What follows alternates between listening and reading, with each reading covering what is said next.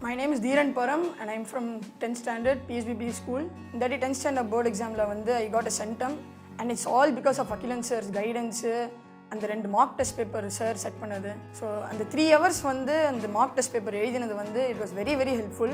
Actually அதில் first எப்படி start பண்ணணும் எப்படி எண்ட் பண்ணணும் லைக் எத்தனை டைம் நான் ரிவிஷன் கேட்கணும் எத்தனை டைம்க்குள்ளே நான் முடிக்கணும் எக்ஸாமை எல்லாமே அது ஒரு thorough process I could assimilate and get it there பக்காவா ஸோ அந்த போர்டு எக்ஸாமில் போய் கரெக்டாக வைக்கிறதுக்குன்னா so I thank Akilan Institute for setting those good papers for making us get centums in board exams and good results in board exams basically.